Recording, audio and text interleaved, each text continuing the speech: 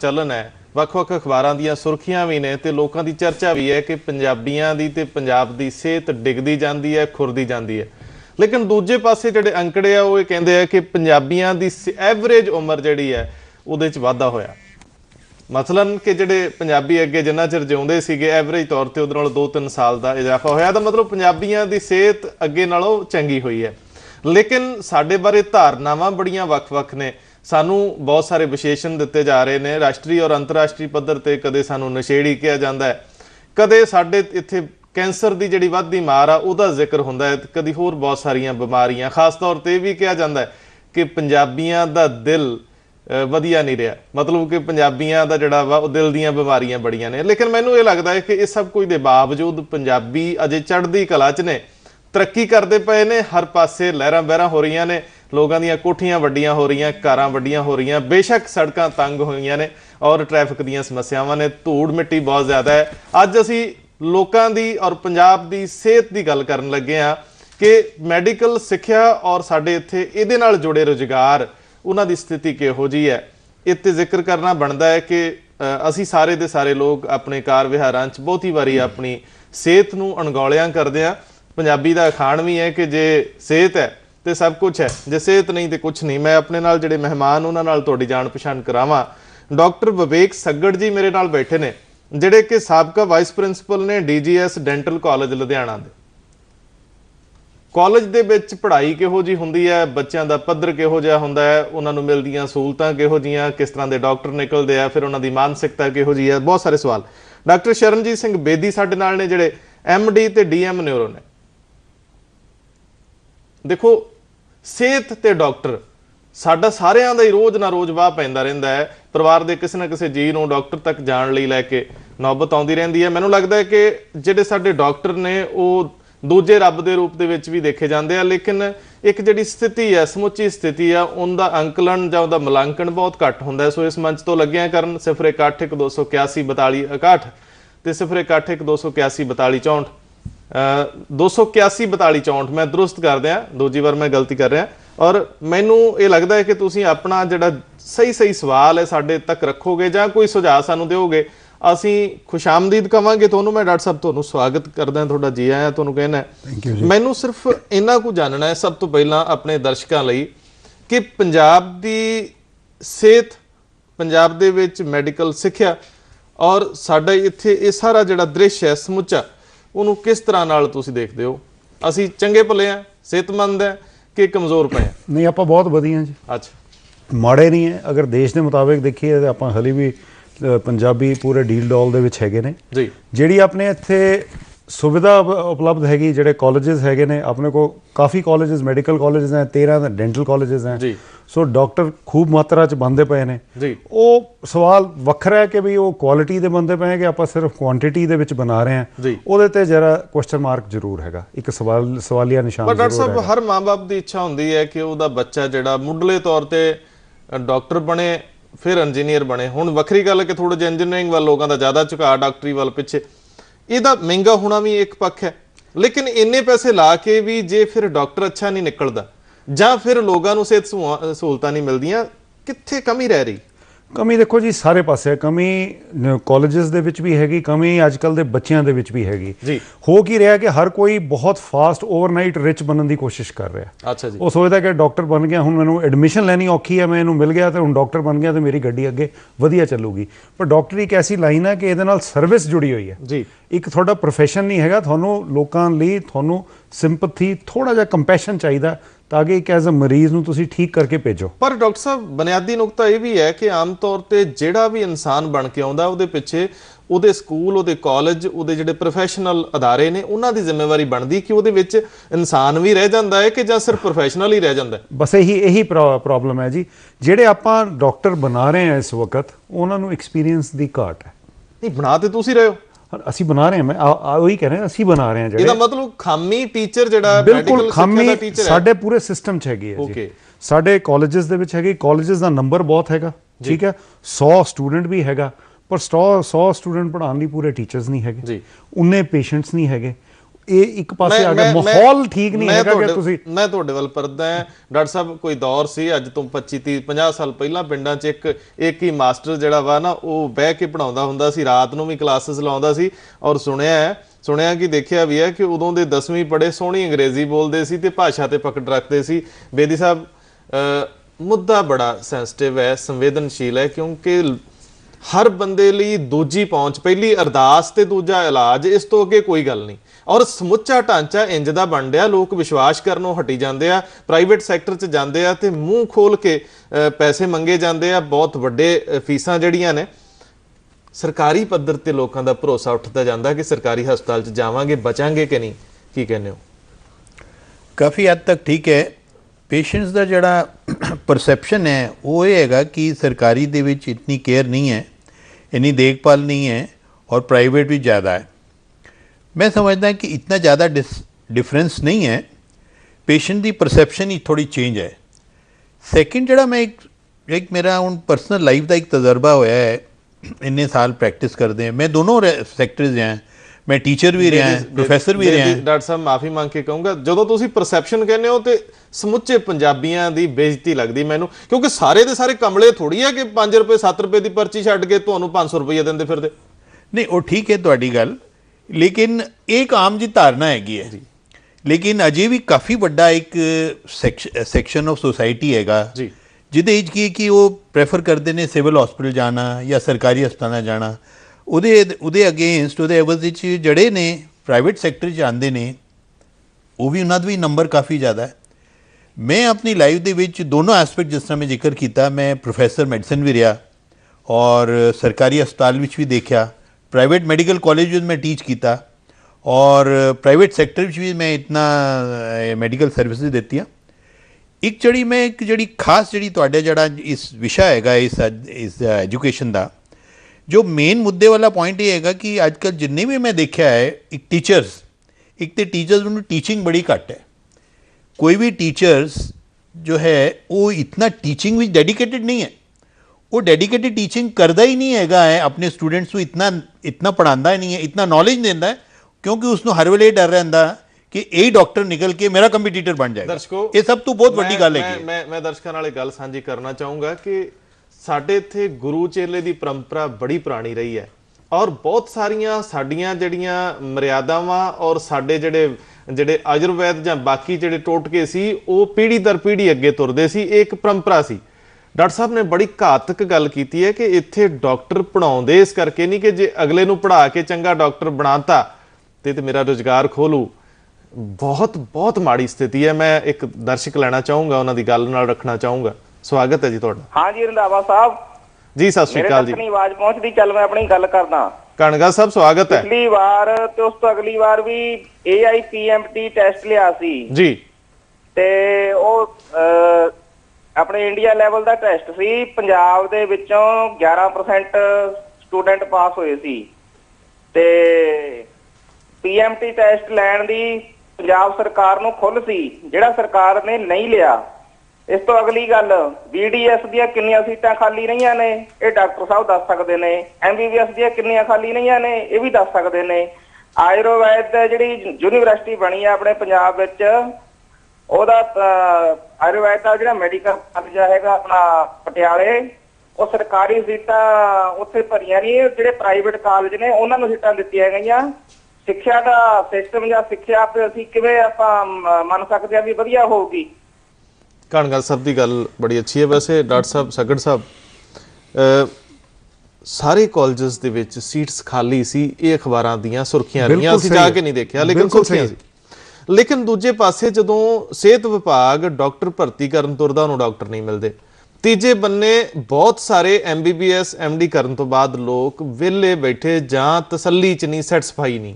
ਤੁਸੀਂ ਇਹ ਦੇਖੋ ਕਿ ਜਿਹੜਾ ਵੀ ਇੱਕ ਡਾਕਟਰੀ ਕਰ ਰਿਹਾ 10 ਸਾਲ 12 ਸਾਲ ਦੀ ਆਪਣੀ ਮਿਹਨਤ ਲਾ ਕੇ, ਬਹੁਤ ਮਿਹਨਤ ਹੈ, ਉਹਨੂੰ 10,000 ਦੀ ਨੌਕਰੀ ਨਹੀਂ ਮਿਲਦੀ ਜੀ। ਅੱਛਾ, ਤੁਸੀਂ ਹੈਰਾਨ ਰਹਿ ਜਾਓਗੇ ਸੁਣ ਕੇ। ਇੱਕ ਮਤਲਬ MBBS BDS ਡਾਕਟਰ ਨੂੰ 10,000 ਦੀ ਨੌਕਰੀ ਪ੍ਰਾਈਵੇਟ ਸੈਕਟਰ 'ਚ ਮਿਲਣੀ ਮੁਸ਼ਕਿਲ ਹੈ, ਗਵਰਨਮੈਂਟ ਕੋਲ ਜੌਬ ਹੈ ਨਹੀਂ। ਨਹੀਂ, ਇੱਕ MBBS ਡਾਕਟਰ ਨੂੰ 10,000 ਦੀ ਪ੍ਰਾਈਵੇਟ 'ਚ ਨੌਕਰੀ ਨਹੀਂ ਹੈਗੀ ਹੈ ਜੀ। ਤੇ ਫਿਰ ਹੁਣ ਅਗਲੀਆਂ ਸੀਟਾਂ ਖਾਲੀਆਂ। ਜਿਹੜੇ ਬੱਚੇ ਮਾਪੇ ਚਾਹੁੰਦੇ ਨੇ MBBS ਦੇ ਨਹੀਂ ਮਿਲੇ, ਉਹ ਕਹਿੰਦੇ ਇਹਨਾਂ ਨੂੰ ਡੈਂਟਿਸਟ ਬਣਾ ਦਿਓ। ਚਲੋ ਡਾਕਟਰ ਤੇ ਲੱਗ ਜਾਏਗਾ ਨਾ ਨਾਲ, ਬਿਲਕੁਲ। ਉਹ ਵਿਚਾਰੇ ਡਾਕਟਰ ਤੇ ਬਣਾ ਦਿੰਦੇ ਅੱਗੇ ਨਾ, ਉਹ ਬੱਚੇ ਅੱਗੇ ਕੁਝ ਸਿੱਖਦੇ ਨੇ ਨਾ, ਇੰਡੀਪੈਂਡੈਂਟਲੀ ਆਪਣੀ ਕਲੀਨਿਕ ਖੋਲ ਕੇ ਕਾਮਯਾਬ ਹੋ ਸਕਦੇ ਨੇ। ਔਰ ਕਈ ਵਾਰ ਸਾਰੇ ਪੇਰੈਂਟਸ ਕੋਲ ਇੰਨੇ ਪੈਸੇ ਵੀ ਨਹੀਂ ਹੁੰਦੇ। ਜੇ ਆਪਾਂ ਪ੍ਰਾਈਵੇਟ ਸੈਕਟਰ ਦੀ ਗੱਲ ਕਰਦੇ ਹਾਂ, ਪ੍ਰਾਈਵੇਟ ਸੈਕਟਰ ਨੂੰ ਆਪਣੇ ਆਪ ਨੂੰ ਸੈੱਟ ਕਰਨਾ, ਕੋਈ ਦੁਕਾਨ ਲੈਣੀ ਜਾਂ ਤੁਹਾਡੇ ਕੋਲ ਜਗ੍ਹਾ ਲੈਣੀ, ਉੱਥੇ ਇਕਵਿਪਮੈਂਟ ਲੈ ਕੇ ਬਣਾਉਣਾ ਕੋਈ ਸਸਤਾ ਕੰਮ ਥੋੜਾ ਹੈਗਾ। ਨਹੀਂ, ਹਸਪੀਟਲ ਬਣਾਉਣਾ ਤੇ ਕਰੋੜਾਂ ਦਾ ਕੰਮ ਹੈ। ਸੋ ਉਹਦੇ ਤੇ ਹੁਣ ਇੰਨੇ ਲਾਜ਼, ਇੰਨੇ ਸਭ ਕੁਝ, ਉਹ ਫਿਰ ਤੁਸੀਂ ਇਕੱਲਾ ਆਪਣਾ ਬਣਾ ਕੇ ਵੀ ਬਹੁਤ ਉਹਦੇ ਤੇ ਬਰਡਨ ਆ ਜਾਂਦਾ ਔਰ ਜੌਬਸ ਹੈ ਨਹੀਂ। ਸੋ ਇਸ ਕਾਰਨ ਨਾ ਮੋਹ ਲੋਕਾਂ ਦਾ, ਸਟੂਡੈਂਟਸ ਦਾ ਟੁੱਟਦਾ ਜਾਂਦਾ। ਅੱਛਾ ਡਾਕਟਰ ਸਾਹਿਬ, ਵੈਸੇ ਇੱਕ ਸਵਾਲ ਬੇਦੀ ਸਾਹਿਬ, ਤੁਸੀਂ ਜਿਵੇਂ ਵੱਖ-ਵੱਖ ਖੇਤਰਾਂ ਦਾ ਆਪਣਾ ਤਜਰਬਾ ਦੱਸਿਆ, ਸਰਕਾਰੀ 'ਚ ਵੀ ਰਹੇ ਹੋ, ਪ੍ਰਾਈਵੇਟ 'ਚ ਵੀ ਤੁਹਾਡਾ ਅੱਛਾ ਨਾਮ ਹੈ। ਬੇਸਿਕਲੀ ਇੱਕ ਖਾਸ ਵਰਗ ਹੈ, ਜਿਵੇਂ ਤੁਸੀਂ ਹੋ, ਤੁਹਾਡਾ ਬੱਚਾ ਜਿਹੜਾ ਡਾਕਟਰ ਬਣਨ ਤੋਂ ਬਾਅਦ ਤੁਹਾਡੇ ਹਸਪੀਟਲ ਨੂੰ ਦੇਖ ਲੂਗਾ, ਇਹ ਤੁਹਾਡੀ ਇੱਛਾ ਹੈ, ਹਰ ਖੇਤਰ 'ਚ ਹੋ ਰਿਹਾ। ਲੇਕਿਨ ਜਿਵੇਂ ਇੱਕ ਟ੍ਰੈਂਡ ਹੁੰਦਾ ਸੀ ਵੀ ਮੈਡੀਕਲ 'ਚ ਸੀਟ ਲੈਣੀ ਹੈ, ਭਾਵੇਂ NRI ਕੋਟੇ ਦੇ ਵਿੱਚ 80 ਲੱਖ ਰੁਪਇਆ ਦੇ ਕੇ ਲੈਣੀ ਪਵੇ, ਮੈਨੇਜਮੈਂਟ 'ਚ 20 ਲੱਖ ਦੇ ਕੇ ਲੈਣੀ ਪਏ, ਹੁਣ ਉਹ ਲੋਕ ਨਹੀਂ ਆ ਰਹੇ। ਔਰ ਸਿਹਤ ਸੇਵਾਵਾਂ ਇਦਾਂ ਪ੍ਰਭਾਵਿਤ ਹੋਣਗੀਆਂ ਅਗਲੇ 20 ਸਾਲ ਬਾਅਦ ਕਿ ਨਹੀਂ? ਡੈਫੀਨੇਟਲੀ ਇਸ ਤਰ੍ਹਾਂ ਹੈਗਾ ਕਿ ਜੋ ਸਾਡਾ ਮੇਨ ਮੁੱਦਾ ਹੈਗਾ ਕਿ ਡਾਕਟਰ ਤੇ ਨਿਕਲਣਗੇ ਹੀ। ਅਗਰ 5-10% ਸੀਟਾਂ ਨਹੀਂ ਵੀ ਭਰੀਆਂ ਜਾਂਦੀਆਂ, ਉਹਦੇ ਨਾਲ ਨੈਟ ਜੋ ਹੈ ਸਿਹਤ ਸੇਵਾਵਾਂ 'ਤੇ ਕੋਈ ਜ਼ਿਆਦਾ ਅਸਰ ਨਹੀਂ ਪਏਗਾ। ਡਾਕਟਰ ਤੇ ਫਿਰ ਵੀ ਬਣ ਕੇ ਨਿਕਲਣਗੇ। ਜਿਹੜਾ ਇਹ ਰੌਲਾ ਹੈ ਕਿ ਸਿਹਤ ਵਿਭਾਗ ਕੋਲ ਡਾਕਟਰ ਮਿਲ ਨਹੀਂ ਰਿਹਾ, ਇੰਟਰਵਿਊ ਤੇ ਵਾਕ ਇਨ ਇੰਟਰਵਿਊ ਰੱਖੀ ਹੋਈ ਉਹਨਾਂ ਨੇ ਕਿ ਆਓ ਤੇ ਲੈ ਜਾਓ, ਲੇਕਿਨ ਉਹਨਾਂ ਕੋਲ ਵੀ ਲਗਾਤਾਰ ਜੁਆਇਨਿੰਗ ਲਈ ਕੋਈ ਡਾਕਟਰ ਪਹੁੰਚ ਹੀ ਨਹੀਂ ਰਿਹਾ। ਹਾਂ, ਉਹਦਾ ਵੀ ਇੱਕ ਰੀਜ਼ਨ ਹੈ।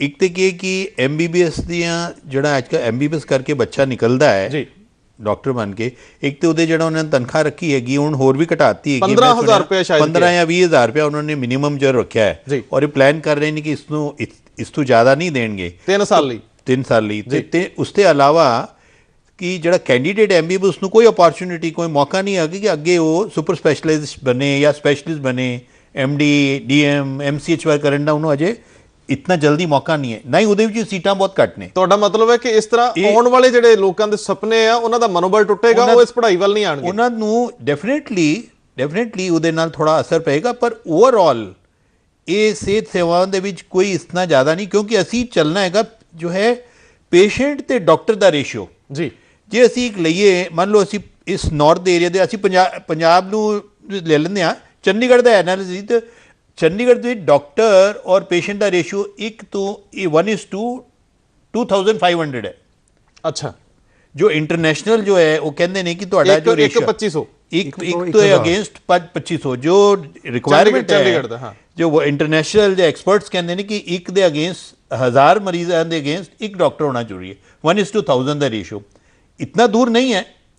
ਪਰ ਸਭ ਤੋਂ ਵੱਡੀ ਜਿਹੜੀ ਇਸ ਵੇਲੇ ਚਿੰਤਾ ਦਾ ਵਿਸ਼ਾ ਸਾਡੇ ਲਈ ਇਹ ਫਿਊਚਰ ਵਾਸਤੇ, ਜਨਰੇਸ਼ਨ ਵਾਸਤੇ, ਉਹ ਇਹ ਹੈਗਾ ਹੈ ਕਿ ਜੋ ਅਸੀਂ ਪ੍ਰੋਡਕਟ ਤਿਆਰ ਕਰ ਰਹੇ ਹਾਂ, ਹਾਂ, ਮੁੱਦਾ ਇਹ ਹੈ ਕਿ ਜੋ ਅਸੀਂ ਫਿਊਚਰ ਵਿੱਚ ਜਿਹੜੇ ਸਾਡੇ ਹੁਣ ਨਵੀਂ ਪੀੜ੍ਹੀ ਦੇ ਨੌਜਵਾਨ ਜੋ ਡਾਕਟਰ ਬਣ ਕੇ ਆ ਰਹੇ ਹੈ, ਜੋ ਪ੍ਰੋਡਕਟ ਨਿਕਲ ਕੇ ਆ ਰਿਹਾ ਹੈ, ਉਹ ਸਭ ਤੋਂ ਪਹਿਲਾਂ ਤੇ ਉਸ ਦੇ ਵੀ ਡੈਡੀਕੇਸ਼ਨ ਚਾਹੀਦਾ। ਓਵਰਨਾਈਟ, ਜਿੱਦਾਂ ਡਾਕਟਰ ਨੇ ਦੱਸਿਆ ਨਾ, ਉਹ ਓਵਰਨਾਈਟ ਚਾਹੁੰਦੇ ਨੇ ਕਿ ਮੈਂ ਅਮੀਰ ਬਣ ਜਾਵਾਂ, ਰਾਤੋਂ ਰਾਤ ਅੰਬਰ ਤੇ ਨਾਮ ਲਿਖ ਦੇ। ਤੀਸਰਾ ਇਹ ਹੈਗਾ ਕਿ ਜੋ ਉਹਨਾਂ ਦੇ ਵਿੱਚ ਜਿਹੜੀ ਕੁਆਲਿਟੀ ਹੈ, ਉਹ ਕੁਆਲਿਟੀ ਬਹੁਤ ਘੱਟ ਹੈ। ਮੈਂ ਤੁਹਾਡੇ ਵੱਲ ਪਰਦਾ ਬਹੁਤ ਘੱਟ ਹੈ। ਡਾਕਟਰ ਸੱਗੜ ਸਾਹਿਬ, ਮੈਨੂੰ ਇੱਕ ਸਵਾਲ ਦਾ ਜਵਾਬ ਦਿਓ। ਤੁਸੀਂ ਵਾਈਸ ਪ੍ਰਿੰਸੀਪਲ ਡੈਂਟਲ 'ਚ ਰਹੇ ਹੋ, ਮੈਨੂੰ ਸਿਰਫ ਇਹ ਗੱਲ ਦੱਸੋ ਕਿ ਜਿਹੜੇ ਬੱਚੇ ਡਾਕਟਰ ਬਣਨ ਲਈ ਕਾਲਜ ਦੇ ਵਿੱਚ ਐਂਟਰ ਕਰਦੇ ਆ, ਉਹਨਾਂ ਦੀ ਭਾਵਨਾ ਬੁਨਿਆਦੀ ਕੀ ਹੁੰਦੀ ਹੈ? ਮੂਲ ਰੂਪ ਦੇ ਵਿੱਚ ਕੀ ਉਹਨਾਂ ਦੇ ਅੰਦਰ ਉਨੀ ਕਮਿਟਮੈਂਟ, ਉਨੀ ਡੈਡੀਕੇਸ਼ਨ ਹੁੰਦੀ ਹੈ ਕਿ ਮੈਂ ਡਾਕਟਰ ਬਣ ਕੇ ਸਰਵ ਕਰ? ਨਹੀਂ, 100 ਬੱਚੇ ਦੇ ਵਿੱਚੋਂ ਸ਼ਾਇਦ 4 ਜਾਂ 5 ਜਾਂ ਮੈਕਸਿਮਮ ਕੋਈ ਬੈਚ ਦੇ 10 ਬੱਚੇ ਐਸੇ ਹੋਣਗੇ ਜਿਹੜੇ ਸੀਰੀਅਸ ਹੁੰਦੇ ਨੇ, ਜਿਹੜੇ ਸ਼ੌਕ ਨਾਲ ਪੜਨਗੇ। ਹਾਂ, ਸ਼ੌਕ ਨਾਲ। ਦੇਖੋ, ਇੱਕ ਚੀਜ਼ ਆਪਾਂ ਨੂੰ, ਹਰ ਕੋਈ ਪ੍ਰੋਫੈਸ਼ਨ ਹੈ, ਤੁਸੀਂ ਵੀ ਕੋਈ ਪ੍ਰੋਫੈਸ਼ਨ ਕਰਦੇ ਹੋ, ਮੈਂ ਡਾਕਟਰ ਹਾਂ, ਡਾਕਟਰ ਸਾਹਿਬ ਡਾਕਟਰ ਨੇ, ਇਹਦੇ ਨਾਲ ਬਿਜ਼ਨਸ ਰਿਲੇਟਡ ਹੈ ਕਿ ਤੁਸੀਂ ਕਮਾਉਂਦੇ ਹੋ ਆਪਣੇ ਅੱਗੇ ਪਰਿਵਾਰ ਨੂੰ ਦੇਖਣ ਲਈ, ਆਪਣੀ ਸਹੂਲਤਾਂ ਲਈ। ਬਟ ਡਾਕਟਰੀ ਇੱਕ ਐਸੀ ਲਾਈਨ ਹੈ ਜਿਹੜੀ ਮੈਂ ਹਰ ਵਾਰ ਆਪਣੇ ਸਟੂਡੈਂਟਸ ਨੂੰ ਵੀ ਕਹਿੰਦਾ ਸੀ ਕਿ ਇਹਦੇ ਨਾਲ ਸਰਵਿਸ ਅਟੈਚਡ ਹੈ। ਹਾਂ, ਉਹ ਸਰਵਿਸ, ਜਦ ਤੱਕ ਤੁਸੀਂ ਉਹ ਸਰਵਿਸ ਦੀ ਭਾਵਨਾ ਨਾਲ ਚੱਲਦੇ ਰਹੋਗੇ, ਕਦੀ ਤੁਸੀਂ ਭੁੱਖੇ ਨਹੀਂ ਮਰ ਸਕਦੇ, ਤੁਹਾਨੂੰ ਇੱਜ਼ਤ ਮਿਲੇਗੀ ਔਰ ਤੁਸੀਂ ਸਹੀ ਕੰਮ ਕਰੋਗੇ, ਕਦੀ ਗਲਤ ਕੰਮ ਕਰਨ ਵੱਲ ਜਾ ਨਹੀਂ ਸਕਦੇ। ਪਰ ਡਾਕਟਰ ਸਾਹਿਬ, ਇਹੀ ਸਭ ਤੋਂ ਵੱਡਾ ਇਸੇ ਪ੍ਰੋਫੈਸ਼ਨ ਤੇ ਇਲਜ਼ਾਮ ਹੈ ਕਿ ਤੁਸੀਂ ਲੋਕ ਇਨਸਾਨੀਅਤ ਦੀਆਂ ਬੁਨਿਆਦੀ ਕਦਰਾਂ ਕੀਮਤਾਂ ਤੋਂ ਵਿਹੂਣੇ ਹੋਈ ਜਾਂਦੇ ਹੋ। ਤੁਸੀਂ ਬੰਦੇ ਨੂੰ, ਪੇਸ਼ੈਂਟ ਤੇ ਤੁਸੀਂ ਬੰਦੇ ਨੂੰ ਜਿਹੜਾ ਆਪਣਾ ਨਾ, ਉਹਦੇ ਲਈ ਪਰਚੀ ਦੇ ਰੂਪ ਚ ਵੇਖਦੇ ਹੋ। ਉਹ ਦੇਖੋ, ਉਹਦਾ ਇੱਕ ਆਪਣਾ ਐਜੂਕੇਸ਼ਨ ਸਿਸਟਮ ਉਹਦਾ ਗੁਨੇਗਾਰ ਹੈ, ਇੱਕ ਆਪਾਂ ਐਜ਼ ਅ ਸੋਸਾਇਟੀ ਗੁਨੇਗਾਰ ਹੈ, ਬਿਕੋਜ਼ ਆਪਾਂ ਐਜ਼ ਅ ਸੋਸਾਇਟੀ ਕਰੈਕਟਰ ਖਤਮ ਹੋਈ ਜਾ ਰਿਹਾ, ਸਾਡੀ ਰਿਸਪੌਂਸਿਬਿਲਿਟੀਜ਼ ਖਤਮ ਹੋਈ ਜਾ ਰਹੀਆਂ। ਅਸੀਂ ਦੂਜੇ ਤੇ 2 ਮਿੰਟ 'ਚ ਦੋਸ਼ ਲਾ ਦਿੰਦੇ ਹਾਂ, ਜਸਟੀਫਾਈ ਨਹੀਂ ਕਰਦੇ। ਕੋਈ ਲਾਈਨ ਕ੍ਰਾਸ ਕਰਦਾ, ਰੈੱਡ ਲਾਈਟ ਕ੍ਰਾਸ ਕਰਦਾ, ਉਹ ਕਦੀ ਨਹੀਂ ਕਹਿੰਦਾ ਮੈਂ ਗਲਤ ਸੀਗਾ। ਪਰ ਡਾਕਟਰ ਸਾਹਿਬ, ਇੱਕ ਬੰਦਾ ਕਿਸੇ ਦਫ਼ਤਰ 'ਚ ਜਾਂਦਾ, ਉਹਦੇ ਨਾਲ ਮਿਸਬਿਹੇਵ ਹੁੰਦਾ, ਉਹਦੇ ਨਾਲ ਧੱਕੇਸ਼ਾਹੀ ਹੁੰਦੀ, ਬੰਦਾ ਬਰਦਾਸ਼ਤ ਕਰ ਲੈਂਦਾ। ਇੱਕ ਮਰੀਜ਼ ਨੂੰ ਤੇ ਤੁਹਾਡਾ ਮੋਹ ਵੀ ਚਾਹੀਦਾ, ਪਿਆਰ ਵੀ ਚਾਹੀਦਾ, ਭਾਵਨਾ ਵੀ ਚਾਹੀਦੀ, ਟੀਕੇ ਤੋਂ ਜ਼ਿਆਦਾ ਤੁਹਾਡੀ ਸ਼ਾਬਾਸ਼ ਥਾਪੜਾ ਚਾਹੀਦਾ। ਬਹੁਤ ਜ਼ਰੂਰੀ ਹੈ ਜੀ, ਬਹੁਤ ਜ਼ਰੂਰੀ। ਤੁਹਾਨੂੰ ਦੂਜਿਆਂ ਨਾਲ ਕਿਵੇਂ ਮਿਲਾ ਦਈਏ? ਮਰੀਜ਼ ਕਿਵੇਂ ਕਈ ਵਾਰ ਕਹਿੰਦਾ ਕਈ ਮਰੀਜ਼ ਐਸਾ ਕਹਿੰਦੇ ਕਿ ਜੀ ਉਹ ਫਲਾਣੇ ਡਾਕਟਰ ਕੋਲ ਜਾ ਕੇ ਅੱਧਾ ਬਿਮਾਰ ਠੀਕ ਹੋ ਜਾਣਾ। ਉਹ ਇਸ ਪਿੱਛੇ ਥੋੜਾ ਕਿ ਉਹਦੀ ਡਿਗਰੀਆਂ ਬਾਹਰ ਦੇਖ ਕੇ, ਉਹਦੀ ਇੱਕ ਸਿਰਫ ਉਹਨੂੰ ਇੱਕ ਕੌਨਫੀਡੈਂਸ ਆ ਜਾਂਦਾ ਕਿ ਮੈਂ ਸਹੀ ਜਗ੍ਹਾ ਤੇ ਆ ਗਿਆ, ਮੇਰਾ ਸਹੀ ਇਲਾਜ ਹੋ ਜਾਏਗਾ। ਇਹਦਾ ਸਰ ਇਹਦੀ ਪ੍ਰੋਬਲਮ ਡਾਕਟਰ ਸਾਹਿਬ ਨੇ ਜਿਵੇਂ ਇਸ਼ੂ ਰੇਜ਼ ਕੀਤਾ ਸੀ ਰੇਸ਼ੋ ਦਾ, ਰੇਸ਼ੋ ਸ਼ਾਇਦ ਸਿਟੀਜ਼ ਦੇ ਚੰਡੀਗੜ੍ਹ। ਮੈਂ ਇੱਕ ਸਿੰਪਲ ਸਵਾਲ ਨਾਲ ਜੋੜ ਦਿਆਂ, ਮੈਨੂੰ ਸਿਰਫ ਇਹਨਾਂ ਦੱਸੋ, ਮੈਂ ਸੇਮ ਡਾਕਟਰ ਸਾਹਿਬ ਤੋਂ ਸਵਾਲ ਪੁੱਛਣਾ, ਕਿੰਨੇ ਪ੍ਰਤੀਸ਼ਤ ਡਾਕਟਰਸ ਦੇ ਵਿੱਚ ਜਿਨ੍ਹਾਂ ਨੂੰ ਤੁਹਾਡੇ ਸਰਕਲ ਦੇ ਨੇ, ਕਿੰਨੇ ਪ੍ਰਤੀਸ਼ਤ ਲੋਕਾਂ 'ਚ ਮੂਲ ਭਾਵਨਾ ਮੋਹ ਪਿਆਰ ਵਾਲੀ ਹੈ? ਇਹ ਪੈਸੇ ਤਾਂ ਦੇਖੋ ਹਰ ਇੱਕ ਦੀ ਲੋੜ ਹੈ। ਮੈਂ ਇਹ ਕਹਾਂਗਾ ਕਿ ਅੱਜ ਵੀ 60-70% ਡਾਕਟਰ ਜਿਹੜਾ ਹੈ ਬਹੁਤ ਅੱਛੇ ਨੇ, ਬਹੁਤ ਅੱਛੇ ਨੇ, ਲਿਹਾਜ਼ ਕਰਕੇ। ਮੈਂ ਲਿਹਾਜ਼ ਨਹੀਂ ਕਰ ਗਿਆ, ਸਹੀ ਕਹਿਣਾ ਡਾਕਟਰ ਸਾਹਿਬ। ਔਰ ਇਹ 'ਚ ਮੈਂ ਇਹ ਕਹਿਣਾ ਕਿ ਆਪਾਂ ਗਵਰਨਮੈਂਟ ਹਸਪੀਟਲਸ ਕਹਿੰਦੇ ਨਾ, ਗਵਰਨਮੈਂਟ ਹਸਪੀਟਲਸ 'ਚ ਵੀ ਡਾਕਟਰ ਟੌਪ ਦੇ ਬੈਠੇ ਨੇ, ਸਿਰਫ ਉਹਨਾਂ ਨੂੰ ਜਿਹੜੀ ਫੈਸਿਲਿਟੀਜ਼ ਸ਼ਾਇਦ ਪ੍ਰਾਈਵੇਟ ਸੈਕਟਰ ਜਿੰਨੀਆਂ ਪ੍ਰੋਪਰ ਨਹੀਂ ਮਿਲਦੀਆਂ। ਪ੍ਰੋਬਲਮ ਕਿਉਂ? ਪੇਸ਼ੈਂਟ ਗਵਰਨਮੈਂਟ ਹਸਪੀਟਲ ਜਾ ਕੇ ਰਾਜੀ ਨਹੀਂ ਸਫਾਈ ਕਾਰਨ। ਅੱਜ ਕੱਲ੍ਹ ਜਿਹੜੀਆਂ ਬਿਮਾਰੀਆਂ ਇੰਨੀਆਂ ਹੈਗੀਆਂ, ਜੇ ਸਫਾਈ ਨਹੀਂ ਰੱਖੋਗੇ, ਸਟਰਲਾਈਜੇਸ਼ਨ ਨਹੀਂ ਰੱਖੋਗੇ, ਇੱਕ ਮਰੀਜ਼ ਤੋਂ ਦੂਜੇ ਮਰੀਜ਼ ਨੂੰ ਜਾਂਦੀ ਹੈ। ਪ੍ਰਾਈਵੇਟ ਸੈਕਟਰ 'ਚ ਉਹਦੇ ਚਾਂਸਸ ਘੱਟ ਨੇ, ਗਵਰਨਮੈਂਟ ਹਸਪੀਟਲਸ ਜਾ। ਡਾਕਟਰ ਬੇਦੀ ਸਾਹਿਬ, ਇਹਨਾਂ ਨੇ ਬੜੀ ਪਿਆਰੀ ਗੱਲ ਕੀਤੀ ਹੈ, ਮੈਂ ਇਸ ਗੱਲ ਨੂੰ ਵਾਕਈ ਨਾਲ ਤੋਰਦਾ ਹਾਂ ਕਿ ਸਰਕਾਰੀ ਦੇ ਵਿੱਚ ਜਿਹੜੇ ਡਾਕਟਰ ਬੈਠੇ ਨੇ ਉਹ ਬਹੁਤ ਕਾਬਲ ਨੇ, ਲੇਕਿਨ ਮੁਸ਼ਕਿਲ ਕਿੱਥੇ ਆ ਜਾਂਦੀ ਕਿ ਸਰਕਾਰੀ ਵਾਲਾ ਡਾਕਟਰ ਜਦੋਂ ਘਰ 'ਚ ਦੇਖਦਾ ਹੈ, ਉਹੀ ਤਾਂ ਇੱਕ ਸ਼ਹਿਰ ਦੇ ਵਿੱਚ ਉਹਨੇ ਕੀ ਬਹੁਤ ਚੰਗੇ ਡਾਕਟਰ ਨੇ, ਭਾਵੇਂ ਉਹ ਦਿਨ ਵੇਲੇ ਆਪਣੀ ਉੱਥੇ ਓਪੀਡੀ 'ਚ ਬੈਠਾ ਹੋਇਆ ਔਰ ਸ਼ਾਮ ਵੇਲੇ ਉਹ ਘਰ ਦੀ ਓਪੀਡੀ 'ਚ ਬੈਠਾ। ਇਹ ਵੀ ਕੁਝ ਮੁੱਦੇ ਹੈਗੇ ਨੇ। ਤੁਹਾਨੂੰ ਲੱਗਦਾ ਹੈ ਕਿ ਇਹ ਸਾਨੂੰ ਵਰਗ ਵੰਡ ਨਹੀਂ ਸੀ ਕਰਨੀ ਚਾਹੀਦੀ? ਡਾਕਟਰ ਤੇ ਡਾਕਟਰ ਹੈ, ਉਹ ਜਿੱਥੇ ਵੀ ਬੈਠਾ ਹੈ ਉਹ 100% ਦੇਵੇ। ਬਿਲਕੁਲ ਠੀਕ ਹੈ ਤੁਹਾਡੀ ਗੱਲ ਕਿ ਉਹ ਫਿਰ ਜਿਹੜੇ ਗਵਰਨਮੈਂਟ ਸੈਕਟਰ ਦੇ ਡਾਕਟਰਸ ਨੇ ਉਹਨਾਂ ਨੇ ਆਫ ਟਾਈਮ ਦੇ ਵਿੱਚ ਪ੍ਰੈਕਟਿਸ ਕਰਦੇ ਨੇ ਜੀ। ਹੁਣ ਇਹ ਜੋ ਹੈਗਾ, ਇਹ ਜਿਹੜੇ ਗਵਰਨਮੈਂਟ ਸੈਕਟਰ ਵਾਲੇ ਜੇ ਪ੍ਰੈਕਟਿਸ ਕਰਦੇ ਨੇ, ਜਾਂ ਤੇ ਗਵਰਨਮੈਂਟ ਨੂੰ ਇਸ ਨੂੰ ਫੁੱਲੀ ਅਲਾਉ ਕਰ ਦੇਣ, ਲੀਗਲ ਕਰ ਦੇਣ, ਕਾਨੂੰਨੀ ਕਰ ਦੇਣ, ਕਿਉਂਕਿ ਜੇ ਛੁਪ ਕੇ ਵੀ ਕਰਨ ਉਸ ਤੋਂ ਇੱਕ ਲਿਬਰਲਾਈਜ਼ ਕਰ ਦੇਣ, ਔਰ ਇੱਕ ਸਿਸਟਮ ਬਣਾ ਲੈਣ ਕਿ ਜਿੰਨੇ ਤੁਸੀਂ ਆਪਣੇ ਹਸਪੀਟਲ ਟਾਈਮ ਦੇ ਇਲਾਵਾ ਜਿਹੜੇ ਪੇਸ਼ੈਂਟ ਦੇਖਦੇ, ਉਹਦਾ ਇੱਕ ਸ਼ੇਅਰ ਜੋ ਹੈ, ਉਹਦਾ ਇੱਕ ਜੋ ਹੈ ਸ਼ੇਅਰ ਉਹ ਗਵਰਨਮੈਂਟ ਨੂੰ ਡਿਪੋਜ਼ਿਟ ਕਰਾ ਦੇਣ, ਪੇ ਕਲੀਨਿਕ ਸਿਸਟਮ ਹੋ ਜਾਏ। ਨਹੀਂ ਡਾਕਟਰ ਸਾਹਿਬ, ਕੌਣ ਇੰਨਾ ਇਮਾਨਦਾਰ ਜਿਹੜਾ ਘਰ 'ਚ ਕੀਤੀ ਕਮਾਈ ਦਾ ਹਿੱਸਾ ਸਰਕਾਰ ਨੂੰ ਦੇਊ? ਇੱਥੇ ਤਾਂ ਇਨਕਮ ਟੈਕਸ ਲੋਕ ਪ੍ਰੋਪਰ ਨਹੀਂ ਦਿੰਦੇ। ਮੈਂ ਸੱਗੜ ਸਾਹਿਬ, ਕਿਉਂਕਿ ਅਸੀਂ ਇਸ ਤੋਂ ਬਾਅਦ ਕਮਰਸ਼ੀਅਲ ਬ੍ਰੇਕ ਲਈ ਜਾਣਾ ਹੈ, ਮੈਂ ਫਿਰ ਇਹ ਗੱਲ ਪੁੱਛੂੰਗਾ ਤੁਹਾਨੂੰ ਕਿ ਸਾਡੇ ਇੱਥੇ ਮੈਡੀਕਲ ਲਾਈਨ ਦੇ ਵਿੱਚ ਜਾਣ ਵਾਲੇ ਬੱਚਿਆਂ ਲਈ ਰੁਜ਼ਗਾਰ ਦੇ ਮੌਕੇ ਕਿੰਨੇ ਕਿਹਾ, ਜਿਨ੍ਹਾਂ ਦੇ ਮਨ ਦੇ ਵਿੱਚ ਇੱਕ ਫੁੱਲ ਖਿੜਦਾ ਪਿਆ ਕਿ ਮੈਂ +2 ਤੋਂ ਬਾਅਦ ਮੈਡੀਕਲ ਡਾਕਟਰ ਬਣਨਾ ਹੈ, ਮੈਂ ਅੱਗੇ ਜਾ ਕੇ ਉਹਨਾਂ ਲਈ ਜ਼ਿੰਦਗੀ ਸੌਖੀ ਹੈ ਔਖੀ ਹੈ, ਰੁਜ਼ਗਾਰ ਕਿੰਨਾ ਹੈ, ਕਿ ਸਾਰੇ ਜਿਹੜੇ ਆ ਉਹ ਉਡਾਰੀ ਮਾਰ ਜਾਣਗੇ ਸਮੁੰਦਰੋਂ ਪਾਰ? ਦੇਖੋ, ਮੇਨ ਇਹ ਤੁਹਾਡਾ ਬਹੁਤ ਅੱਛਾ ਸਵਾਲ ਹੈ। ਬਹੁਤ ਬੱਚੇ ਅੱਜ ਕੱਲ੍ਹ ਮੈਡੀਕਲ 'ਚ ਇਸੇ ਪਿੱਛੇ ਜਾਂਦੇ ਨੇ ਕਿ ਵੀ ਅਸੀਂ ਇੱਥੋਂ ਕਰਕੇ ਜਾਂ ਕੈਨੇਡਾ ਜਾਂ ਆਸਟ੍ਰੇਲੀਆ ਜਾਂ ਬਾਹਰ ਚਲੇ ਜਾਣਾ, ਕਿਉਂਕਿ ਉੱਥੇ ਸੁਵਿਧਾएं ਬਹੁਤ ਅੱਛੀਆਂ ਤੇ ਔਰ ਲਾਈਫ ਬੜੀ ਚੰਗੀ ਹੈ। ਬਟ ਮੈਂ ਜੋ ਬੱਚਿਆਂ 'ਚ ਦੇਖਿਆ, ਬੱਚਿਆਂ 'ਚ ਬਹੁਤ ਰੂਹ ਹੈਗੀ ਹੈ, ਪਰ ਰੂਹ ਨੂੰ ਅਸੀਂ as teachers, as a system, as a education ਵੀ ਕੁਛ ਹੱਦ ਤੱਕ ਖਤਮ ਕਰ ਦਿੰਦੇ। ਮੈਂ ਦਰਸ਼ਕਾਂ ਨੂੰ ਕਹੂੰਗਾ, ਬੱਚਿਆਂ ਨੂੰ ਕਹੂੰਗਾ, ਡਾਕਟਰ ਸਾਹਿਬ ਦੇ ਚਿਹਰੇ ਦੀ ਚਮਕ ਵੇਖ ਕੇ ਤੁਸੀਂ ਬਿਲਕੁਲ ਸਹਿਮਤ ਹੋਵੋਗੇ ਕਿ ਇੱਥੇ ਵੀ ਡਾਕਟਰੀ ਲਈ ਬਹੁਤ ਮੌਕੇ ਨੇ, ਡਾਕਟਰੀ ਦੀ ਪੜ੍ਹਾਈ ਕਰੋ। ਅਸੀਂ ਇੱਕ ਛੋਟੀ ਜਿਹੀ ਬ੍ਰੇਕ ਤੋਂ ਬਾਅਦ ਪਰਦੇ ਹਾਂ, ਤੁਸੀਂ ਸਾਡੇ ਨਾਲ ਜ਼ਰੂਰ ਬਣੇ ਰਿਹਾ ਜੇ। किसी की नजर ना लगे, बेबी को किसी की नजर नहीं लगेगी। बुरी नजर से बचाने के लिए इतना कुछ। सबसे पहले से बीमारियों की नजर से तो बचाइए। वो कैसे?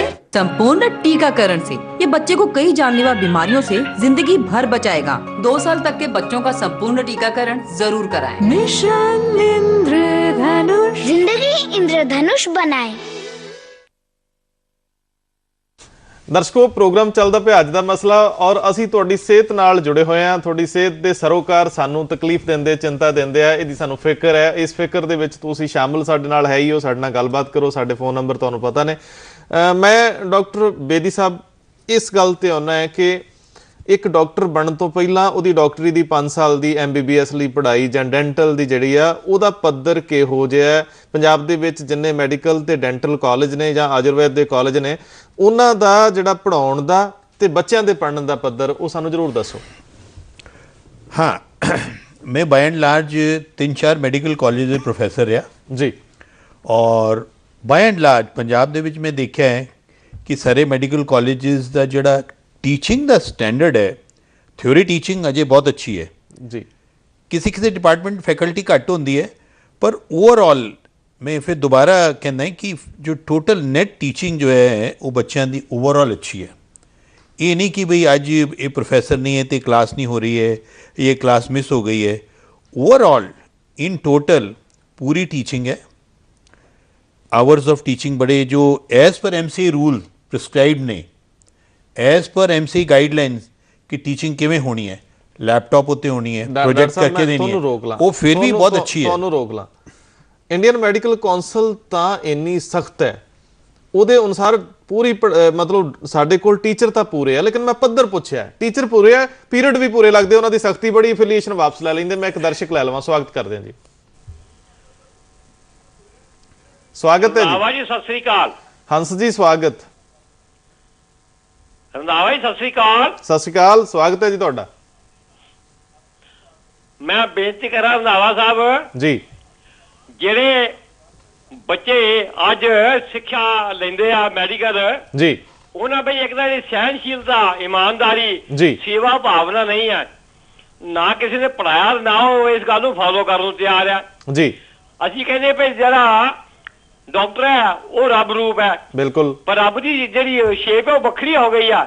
ਹਾਂ, ਦੂਜੀ ਹੈਗੀ ਆ ਪਰ ਜਿਹੜੀ ਬੱਚੇ ਆ ਮੈਡੀਕਲ ਕਰਦੇ ਆ, ਉਹ MBBS ਡਾਕਟਰ ਬਣਦੇ ਹੈਗੇ ਆ, ਉਹਨਾਂ ਦਾ ਆਪਣਾ ਫਿਊਚਰ ਨਜ਼ਰ ਨਹੀਂ ਆ ਰਿਹਾ। ਜੇ ਸਰਕਾਰੀ ਤੰਤਰ ਤੇ ਜਾਂਦਾ, ਉਹਦੀ ਤਨਖਾਹ ਜਿਹੜੀ ਆ 15,000 ਰੁਪਈਆ। ਹਾਂਜੀ। ਜਿਹੜਾ ਸਰਕਾਰੀ ਡਾਕਟਰ ਹੈਗਾ ਉਹਦੀ ਤਨਖਾਹ 50,000 ਰੁਪਈਆ, ਉਹਦੇ ਕੋਲ ਮਸ਼ੀਨਰੀ ਹੈ ਨੇ। ਚੰਗਾ ਤੇ ਇਹੀ ਆ ਜਿਹੜੇ ਸਾਡੇ ਰਾਜ ਮਿਸਤਰੀ ਆ ਰੰਧਾਵਾ ਸਾਹਿਬ, ਉਹਨਾਂ ਦਿਹਾੜੀ 50,000 ਰੁਪਇਆ 15,000 ਰੁਪਇਆ ਕਮਾਉਂਦਾ ਇੱਕ ਡਾਕਟਰ ਦੇ ਬਰਾਬਰ। ਬਿਲਕੁਲ। ਸਰਕਾਰ ਨੂੰ ਚਾਹੀਦਾ ਹੈਗਾ ਵੀ ਜੇ ਸਾਡੇ ਕੋਲ ਅੱਛੇ ਡਾਕਟਰ ਹੈਗੇ ਆ, ਉਹਨੂੰ ਅਡਾਪਟ ਕੀਤਾ ਜਾਵੇ, ਉਹਦਾ ਸਰਕਾਰੀ ਜਿਹੜਾ ਹੈ ਤੰਤਰ ਜਾਂਦਾ ਜਾਵੇ, ਤਾਂ ਕਿ ਲੋਕਾਂ ਦੀ ਲੁੱਟ ਜਿਹੜੀ ਹੁੰਦੀ ਆ ਪ੍ਰਾਈਵੇਟ ਹਸਪਤਾਲਾਂ ਤੋਂ ਉਹ ਬਚ ਜਾਵੇ। ਹੰਸ ਜੀ, ਸੱਚਮੁੱਚ ਇਹ ਦੂਜੇ ਰੱਬ ਨੇ, ਰੱਬ ਦਾ ਰੂਪ ਬਦਲ ਗਿਆ। ਰੱਬ ਹੁਣ ਵੱਡੇ ਮਹੱਲਾਂ 'ਚ ਰਹਿੰਦਾ, ਉੱਥੇ ਸਾਡੇ ਵਰਗੇ ਜਿਹੜੇ ਆਮ ਪਿੰਡੂ ਗਰੀਬ ਲੋਕ ਆ, ਉਹਨਾਂ ਦੀ ਰਸਾਈ ਘੱਟ ਹੈ। ਕਈ ਵਾਰੀ ਬੜੀ ਮੁਸ਼ਕਿਲ ਆਉਂਦੀ ਹੈ, ਬੰਦਾ ਪਹੁੰਚ ਵਾਲਾ ਵੀ ਹੁੰਦਾ ਤੇ ਡਾਕਟਰ ਨੂੰ ਜਦੋਂ ਪ੍ਰਾਈਵੇਟ ਖੇਤਰ 'ਚੋਂ ਦਿਖਾਉਣ ਜਾਂਦਾ, ਉਹਨੂੰ ਸਿਫਾਰਿਸ਼ ਲੈ ਕੇ ਜਾਣਾ ਪੈਂਦਾ, ਨਹੀਂ ਤੇ ਉਹ ਰੁੱਖਾਪਣ ਬਹੁਤ ਹੈ। ਫਿਰ ਵੀ ਮੈਂ ਜਿਹੜਾ ਡਾਕਟਰ ਸਾਹਿਬ ਨੂੰ ਸਵਾਲ ਕੀਤਾ ਹੈ, ਡਾਕਟਰ ਬੇਦੀ ਸਾਹਿਬ ਨੂੰ ਮੈਂ ਤੁਹਾਡੇ ਵੱਲ ਲੈ ਕੇ ਆਉਣਾ ਕਿ ਸਭ ਕੁਝ ਹੋਣ ਦੇ ਬਾਵਜੂਦ, ਕਿਉਂਕਿ ਮੈਡੀਕਲ ਕਾਲਜਸ ਦੇ ਵਿੱਚ ਇਨਫਰਾਸਟ੍ਰਕਚਰ ਔਰ ਟੀਚਿੰਗ ਫੈਕਲਟੀ ਉਹਦੇ ਤੇ ਬਹੁਤ ਵੱਡੀ ਨਜ਼ਰ ਹੈ ਇੰਡੀਅਨ ਮੈਡੀਕਲ ਕੌਂਸਲ ਦੀ, ਕਿਉਂਕਿ ਉਹਨਾਂ ਨੂੰ ਡਰ ਹੈ ਸਭ ਨੂੰ ਕਿ ਸਾਡੇ ਵਾਪਸ ਨਾ ਲੈ ਲੈਣ, ਅਗਲੇ ਸਾਲ ਦਾਖਲ ਕਰਨ ਦੇਣਗੇ ਕਿ ਨਹੀਂ। ਪਰ ਪੱਧਰ ਕਿਉਂ ਡਿੱਗਦਾ ਸਰ? ਇਸ ਤਰ੍ਹਾਂ ਸਭ ਕੁਝ ਹੋਣ ਦੇ ਬਾਵਜੂਦ ਬੱਚਿਆਂ ਦਾ ਪੱਧਰ ਨਹੀਂ ਆ ਰਿਹਾ। ਸਰ, ਇੱਕ ਆਪਾਂ ਸਾਰੇ ਭੁੱਲ ਜਾਂਦੇ ਹਾਂ ਕਿ ਜਿਹੜੀ ਮੈਡੀਕਲ ਲਾਈਨ ਹੈ ਨਾ, ਇਕੱਲੀ ਕਿਤਾਬੀ ਰੱਟੇ ਮਾਰ ਕੇ ਨਹੀਂ ਆਉਂਦੀ, ਇਹਦੇ 'ਚ ਕਲੀਨਿਕਲ ਫੈਕਟਰ ਬੜਾ ਹੈ। ਇੱਕ ਜੇ ਸਾਹ ਚੜਿਆ ਕਿਸੇ ਨੂੰ, ਉਹ ਕਈ ਰੀਜ਼ਨਾਂ ਕਾਰਨ ਹੁੰਦਾ ਹੈ, ਉਹ ਤੁਹਾਨੂੰ ਪ੍ਰੈਕਟਿਸ ਨਾਲ ਆਉਣਾ, ਕਿਸੇ ਦੇ ਅੰਡਰ ਗਾਈਡੈਂਸ ਲੈ ਕੇ ਆਉਣਾ। ਹੁਣ ਡਾਕਟਰ ਸਾਹਿਬ ਹੈ, ਇੰਨੇ ਸਾਲਾਂ ਦਾ ਪ੍ਰੈਕਟਿਸ ਹੋਊ, ਆਪਾਂ ਨੂੰ ਮੇਰੇ ਹਿਸਾਬ ਨਾਲ ਕੀ ਕਰਨਾ ਚਾਹੀਦਾ, ਜਿਹੜੀ ਇੰਟਰਨਸ਼ਿਪ ਰਹਿ ਗਈ ਹੈ ਨਾ, ਇੰਟਰਨਸ਼ਿਪ ਦਾ ਮਤਲਬ ਹੁੰਦਾ ਸੀ ਕਲੀਨਿਕਲ ਤੁਸੀਂ ਮਰੀਜ਼ ਦੇਖੋ, ਬਿਲਕੁਲ ਧਿਆਨ ਮਰੀਜ਼ ਵਾਲਾ, ਕਿਤਾਬਾਂ ਵੱਲ ਨਹੀਂ ਹੈ। ਅੱਜ ਕੱਲ੍ਹ ਬੱਚੇ ਕੀ ਕਰਦੇ ਆ, MD ਦੀ ਪੜ੍ਹਾਈ ਕਰਨ ਲਈ ਉਹ 1 ਸਾਲ ਸਿਰਫ ਉਹਦੇ ਵਿੱਚ ਹੀ ਕੋਚਿੰਗ ਚਲਾ ਦਿੰਦੇ, ਪੇਸ਼ੈਂਟ ਤੇ ਦੇਖਦੇ ਨਹੀਂ। ਪਰ ਇਹ ਚੀਜ਼ ਇਹਦਾ ਇੱਕ ਹੋਣਾ ਚਾਹੀਦਾ ਕਿ ਜਿਵੇਂ ਚਾਹੇ ਸ਼ਹਿਰ ਦੇ 10 ਚੰਗੇ ਸਿਸਟਮਸ ਹੋਣ, ਡਾਕਟਰ ਹੋਣ, ਡੈਂਟਿਸਟ ਹੋਣ, ਉਹਨਾਂ ਕੋਲ 2 ਬੱਚੇ ਸਾਲ ਜਿਨ੍ਹਾਂ ਦਾ ਤਜਰਬਾ ਸਾਲ ਆ ਜਾਣ, ਤਜਰਬਾ। ਮਰੀਜ਼ ਕੋਈ ਮਰੀਜ਼ ਹੈਗਾ, ਹੁਣ ਮੈਂ ਜੇ ਦੰਦ ਕਰਦਾ ਹੱਥ ਹੀ ਨਹੀਂ ਲਾਉਣ ਦਿੰਦਾ, ਉਹਨੂੰ ਪਹਿਲੇ ਸਾਈਕੋਲੋਜੀਕਲੀ ਸਮਝਣਾ ਪੈਂਦਾ, ਉਹਦੀ ਪ੍ਰੋਬਲਮ ਸਮਝਣੀ ਪੈਂਦੀ ਹੈ, ਫਿਰ ਤੁਸੀਂ ਫਿਜ਼ੀਕਲੀ ਉਹਨੂੰ ਟ੍ਰੀਟ ਕਰਨਾ ਪੈਂਦਾ। ਉਹ ਚੀਜ਼ ਜਿਹੜਾ ਉਹ ਐਕਸਪੀਰੀਅੰਸ ਨਾ ਹੋਣ ਦੇ ਕਾਰਨ ਤੁਸੀਂ ਗਲਤੀ ਕਰਦੇ ਹੋ, ਗਲਤ ਡਾਇਗਨੋਸ ਕਰਦੇ ਹੋ, ਮਰੀਜ਼ ਠੀਕ ਨਹੀਂ ਹੁੰਦਾ, ਇੱਕ ਤੋਂ ਦੂਜੇ ਪਾਸੇ ਜਾਂਦਾ, ਉਹ ਕਹਿੰਦਾ ਮੈਂ 500 ਰੁਪਏ ਇੱਥੇ ਲਾਤਾ, 1000 ਰੁਪਏ ਮੇਰਾ ਟੈਸਟ ਦੇ ਉੱਤੇ ਲੱਗਿਆ, ਆਰਾਮ ਮੈਨੂੰ ਆਇਆ ਨਹੀਂ, ਪੇਸ਼ੈਂਸ ਖਤਮ ਹੋਈ ਜਾ ਰਹੀ ਹੈ ਸਾਰੀ। ਬੇਦੀ ਸਾਹਿਬ, ਇਹਨਾਂ ਦੇ ਸਵਾਲ ਚੋਂ ਸਵਾਲ ਨਿਕਲ ਆਇਆ, ਇਹ ਕਹਿੰਦੇ ਨੇ ਕਿ ਕਿਤਾਬੀ ਪੜ੍ਹਾਈ ਤਾਂ ਖੂਬ ਹੋ ਰਹੀ ਹੈ, ਪ੍ਰੈਕਟਿਸ ਦੀ ਕਮੀ ਹੈ, ਲੇਕਿਨ ਮੈਂ ਸਵਾਲ ਪ੍ਰੈਕਟਿਸ ਕਿਤਾਬੀ ਪੜ੍ਹਾਈ ਨਾਲ ਜੋੜਨ ਲੱਗਿਆ। ਅੱਜ ਮੈਂ ਕਿਸੇ ਅਖਬਾਰ ਦੇ ਵਿੱਚ ਇਹ ਗੱਲ ਪੜ੍ਹੀ ਸੀਗੀ ਕਿ ਬਹੁਤ ਸਾਰੇ ਲੋਕ ਜਿਹੜੇ MD ਕਰਨ ਲਈ ਜਿਹੜਾ ਕੋਈ ਟੈਸਟ ਹੁੰਦਾ, ਉਹਦੀ 50% ਸ਼ਾਇਦ ਐਲੀਜੀਬਿਲਿਟੀ ਹੈ ਮਾਰਕਸ ਲੈਣ ਦੀ, ਉਹ ਐਲੀਜੀਬਿਲਿਟੀ 60% ਲੋਕ ਪੂਰੀ ਨਹੀਂ ਕਰ ਰਹੇ। ਜਿਹੜੇ ਸਾਡੇ ਕਾਲਜਸ ਦੇ ਵਿੱਚੋਂ ਨਿਕਲੇ ਡਾਕਟਰ ਹੈ, MD ਲਈ ਕਾਬਲ ਨਹੀਂ ਬਣ ਰਹੇ, ਉਹ ਟੈਸਟ ਨਹੀਂ ਕਲੀਅਰ ਕਰਨਗੇ, ਮੇਰੀਆਂ ਨਾੜੀਆਂ ਕਿੱਥੋਂ ਚੈੱਕ ਕਰ ਲੈਣਗੇ? ਸਹੀ ਗੱਲ ਹੈ ਕਿ ਜੋ ਐਲੀਜੀਬਿਲਿਟੀ ਕ੍ਰਾਈਟੇਰੀਆ ਹੈ ਕਿ ਬਈ 50% ਤੁਹਾਨੂੰ ਉਸ ਕੰਪੀਟੀਟਿਵ ਟੈਸਟ ਵਿੱਚ ਲੈਣਾ ਮਾਰਕਸ ਜ਼ਰੂਰੀ ਹੈ, ਇਹ ਗੱਲ ਠੀਕ ਹੈ, ਉਹ ਨਹੀਂ ਲੈ ਪਾਉਂਦੇ ਨੇ। ਅਤੇ ਇਹਦਾ ਮਤਲਬ ਇਹ ਨਹੀਂ ਕਿ ਉਹਨਾਂ ਨੂੰ ਟੀਚਿੰਗ ਪਿੱਛੇ ਡੈਫੀਸ਼ੀਐਂਟ ਹੋਈ ਹੈ, ਡਿਫੈਕਟਿਵ ਹੋਈ ਹੈ। ਪ੍ਰੈਕਟੀਕਲ ਮਰੀਜ਼ ਨੂੰ ਠੀਕ ਕਰਨਾ ਤੇ ਕਿਤਾਬੀ ਨੌਲੇਜ ਹੋਣਾ, ਦੋਨਾਂ ਦੇ ਵਿੱਚ ਬਹੁਤ ਵੱਡਾ ਡਿਫਰੈਂਸ ਹੈ। ਕਿਤਾਬੀ ਨੌਲੇਜ ਸਾਨੂੰ on the back of mind ਹਰ ਵੇਲੇ ਰੱਖਣੀ ਹੈ ਔਰ ਉਸ ਨੂੰ ਪ੍ਰੈਕਟੀਕਲੀ ਅਪਲਾਈ ਕਰਨਾ ਹਰ ਪੇਸ਼ੈਂਟ ਉੱਤੇ। ਨਹੀਂ, ਮੈਂ ਤਾਂ ਡਿਫਰੈਂਸ਼ੀਏਟ ਕਰਕੇ ਸਵਾਲ ਪੁੱਛਿਆ ਹੈ ਕਿ ਉਹਨਾਂ ਦਾ ਕਿਤਾਬੀ ਗਿਆਨ ਵੀ ਘੱਟ ਹੈ, ਫਿਰ ਪੰਜਾਬੀਆਂ ਦੀ ਸਿਹਤ ਜਿਨ੍ਹਾਂ ਸੋ ਕਾਲਡ ਅਖੌਤੀ ਰੱਬਾਂ ਦੇ ਹੱਥ 'ਚ ਦੇ ਰਹੇ ਆ, ਉਹ ਸਾਡੀ ਸਿਹਤ ਨਾਲ ਖਿਲਵਾੜ ਤਾਂ ਨਹੀਂ ਹੋ ਰਿਹਾ ਜੀ? ਨਹੀਂ, ਕੁਝ ਜਿਹੜੇ ਬੱਚੇ ਕੁਆਲੀਫਾਈ ਨਹੀਂ ਕਰ ਪਾਉਂਦੇ ਨੇ, ਉਹ ਐਲੀਜੀਬਿਲਿਟੀ ਕ੍ਰਾਈਟੇਰੀਆ ਨੂੰ ਨਹੀਂ ਕੁਆਲੀਫਾਈ ਕਰ ਪਾਉਂਦੇ ਨੇ ਜੀ, ਉਹਦਾ ਵੀ ਕਾਰਨ ਇਹ ਹੈਗਾ ਕਿ ਜਿਹੜਾ ਉਹਨਾਂ ਦੀ ਇੰਟਰਨਸ਼ਿਪ ਜਿਹੜਾ ਟਾਈਮ ਹੁੰਦਾ ਹੈ ਜੀ, ਉਹ ਕਾਫੀ ਹੱਦ ਤੱਕ ਉਹ ਟਾਈਮ ਉਸ ਦੇ ਵਿੱਚ ਪ੍ਰਿਪਰੇਸ਼ਨ ਵਿੱਚ ਉਹ ਵੇਸਟ ਕਰ ਦਿੰਦੇ ਨੇ। ਓਕੇ, ਕਿਉਂਕਿ ਅੱਜ ਕੱਲ੍ਹ ਜਿਹੜਾ ਉਹਨਾਂ ਦਾ 2 ਕ੍ਰਾਈਟੇਰੀਆ ਨੇ, ਜਿਸ ਤਰ੍ਹਾਂ ਕਿ ਇੰਟਰਨਸ਼ਿਪ ਦੇ ਵਿੱਚ ਉਹਨਾਂ ਨੂੰ ਟੋਟਲ ਜੀ, ਉਹਨਾਂ ਨੂੰ ਪ੍ਰੈਕਟੀਕਲ ਵੱਲ ਧਿਆਨ ਦੇਣਾ ਚਾਹੀਦਾ ਹੈ, ਜਿਹੜੇ ਪ੍ਰੈਕਟੀਕਲੀ ਜ਼ਿਆਦਾ ਧਿਆਨ ਦੇ ਪਰ ਉਹ ਥਿਓਰੀ 'ਚ ਨਹੀਂ ਹੁੰਦੇ। ਇਹ ਸਿਸਟਮ ਐਸਾ ਹੈ ਕਿ ਮੈਂ ਤੁਹਾਨੂੰ ਜਿਸ ਤਰ੍ਹਾਂ ਜ਼ਿਕਰ ਕੀਤਾ, ਥਿਓਰੀ ਔਰ ਪ੍ਰੈਕਟੀਕਲ ਵਿੱਚ ਬਹੁਤ ਵੱਡਾ ਡਿਫਰੈਂਸ ਹੈ। ਜੋ ਕੁਆਲੀਫਾਈਂਗ ਟੈਸਟ ਹੈ, ਕੰਪੀਟੀਟਿਵ ਟੈਸਟ, ਉਹ ਇੰਟਾਇਰਲੀ ਥਿਓਰੀ ਬੇਸਡ ਹੁੰਦਾ। ਉਹ ਤੁਸੀਂ MCQ multiple choice question attempt ਕਰਕੇ ਪੜ੍ਹ ਕੇ ਤੁਸੀਂ ਉਹਨੂੰ ਕੁਆਲੀਫਾਈ ਕਰਨ ਵਿੱਚ ਤੇ ਸਮਰਥ ਹੋ ਜਾਂਦੇ ਹੋ, ਲੇਕਿਨ ਤੁਸੀਂ ਪ੍ਰੈਕਟੀਕਲ ਜਦ ਉਹੀ ਪੇਸ਼ੈਂਟ ਤੁਹਾਡੇ ਸਾਹਮਣੇ ਆਂਦਾ ਤੁਸੀਂ ਡਾਇਗਨੋਸ ਨਹੀਂ ਕਰ ਸਕਦੇ, ਤੁਸੀਂ ਨਰਵਸ ਹੋ ਜਾਂਦੇ ਹੋ। ਲੇਕਿਨ ਰੀਜ਼ਨ ਇਹ ਹੈ, ਮੈਂ ਤੁਹਾਨੂੰ ਰੋਕ ਲਿਆ, ਮੈਂ ਡਾਕਟਰ ਸਾਹਿਬ ਵੱਲ ਜਾਵਾਂ। ਡਾਕਟਰ ਸਾਹਿਬ, ਮੈਨੂੰ ਤੁਸੀਂ ਇਹ ਦੱਸੋ, ਕਿਉਂਕਿ ਸਮਾਂ ਸਾਡੇ ਕੋਲ ਘੱਟ ਹੈ, ਕਿ ਜਿਸ ਤਰ੍ਹਾਂ ਦੀਆਂ ਪਰਿਸਥਿਤੀਆਂ, ਜਿਸ ਤਰ੍ਹਾਂ ਦੇ ਹਾਲਾਤ ਹੈ, ਜਿਸ ਤਰ੍ਹਾਂ ਦੀ ਤਸਵੀਰ ਬਣਦੀ ਦਿਸਦੀ ਹੈ, ਇਹਦੇ ਵਿੱਚ ਅਸੀਂ ਪੋਜ਼ਿਟਿਵ ਜਾਂ ਸਕਾਰਾਤਮਕ ਜਾਂ ਕੁਝ ਹਾਂ ਪੱਖੀ ਲੱਭਣ ਲਈ ਇਨਫਰਾਸਟ੍ਰਕਚਰ ਕਾਫੀ ਹੈ, ਕਾਲਜਸ ਬੜੇ ਖੁੱਲ ਗਏ, ਬਹੁਤ ਹੈ ਨੇ ਜੀ। ਜੇ ਕੁਝ ਅੱਛੇ ਦੀ ਆਸ ਰੱਖਣੀ ਹੋਵੇ ਤੇ ਕਿਸ ਤਰ੍ਹਾਂ ਦੇ ਯਤਨ ਤੁਹਾਨੂੰ ਲੱਗਦਾ ਹੋਣੇ ਬਣਦੇ ਸੀ? ਦੇਖੋ, ਪਹਿਲੀ ਗੱਲ ਹੈ, ਜੇ ਆਪਾਂ ਨੂੰ ਬੁਰਾ ਨਹੀਂ ਮੰਨਣਾ ਚਾਹੀਦਾ, ਜੇ ਇੱਕ ਅੱਧਾ ਕਾਲਜ ਬੰਦ ਵੀ ਹੋ ਜਾਂਦਾ ਨਾ, ਉਹ ਚੰਗਾ ਹੋਊਗਾ ਪੰਜਾਬ ਲਈ, ਮਾੜਾ ਨਹੀਂ ਹੋਏਗਾ, ਤਾਂ ਕਿ ਜਿਹੜਾ ਕੁਆਲਿਟੀ ਬੱਚਾ ਹੈ, ਕੁਆਲਿਟੀ ਬਾਹਰ ਨਿਕਲੇ, ਨਾ ਕਿ ਕੁਆਂਟੀਟੀ ਚਾਹੀਦੀ ਹੈ। ਕੁਆਂਟੀਟੀ ਨਾਲ ਤੁਸੀਂ ਕੰਪੀਟੀਸ਼ਨ ਕ੍ਰੀਏਟ ਕਰ ਰਹੇ ਹੋ, 5-5000 ਤੇ ਉਹ ਆ ਰਹੇ ਹੋ, ਕੋਈ ਅੱਗੇ ਫਿਊਚਰ ਖਤਮ ਹੁੰਦਾ ਜਾ ਰਿਹਾ। ਬਿਲਕੁਲ ਹੋ ਰਿਹਾ। ਠੀਕ ਹੈ, ਸਿਹਤ ਦੀ ਆਪਾਂ ਅਵੇਅਰਨੈਸ ਬਹੁਤ ਕਰ ਦਿੰਦੇ ਹਾਂ, ਤੁਸੀਂ ਕਰਦੇ ਹੋ ਆਪਣੇ ਮਾਧਿਅਮ ਰਾਹੀਂ, ਮਤਲਬ ਟੀਵੀ ਦੇ ਰਾਹੀਂ, ਰੇਡੀਓ ਰਾਹੀਂ, ਲੋਕਾਂ ਨੂੰ ਜਾ ਕੇ ਬੱਚਿਆਂ ਨੂੰ ਕਲੀਨਿਕਲ ਨੌਲੇਜ ਹੋਣੀ ਬਹੁਤ ਜ਼ਰੂਰੀ ਹੈ, ਔਰ ਅੰਦਰੋਂ ਸ਼ੌਕ ਹੋਣਾ ਚਾਹੀਦਾ ਕਿ ਇਹ ਮਰੀਜ਼ ਹੈ, ਇਹ ਮੇਰੇ ਕੋਲ ਬੜੀ ਆਸ ਲੈ ਕੇ ਆਇਆ ਸੀਗਾ, ਜੇ 2 ਦਿਨ 'ਚ ਨਹੀਂ ਠੀਕ ਹੋਇਆ ਤੇ ਮੈਂ ਕੀ ਗਲਤ ਕੀਤਾ, ਜਾਂ ਮੇਰੀ ਕੋਈ ਗਲਤੀ ਵੀ ਹੈ, ਜਾਂ ਅਗਲੀ ਵਾਰ ਉਹਦਾ ਧਿਆਨ ਰੱਖੇ, ਅਗਲੀ ਵਾਰ ਆਵੇ, ਉਹਨੂੰ ਪਿਆਰ ਨਾਲ ਦੇਖੇ।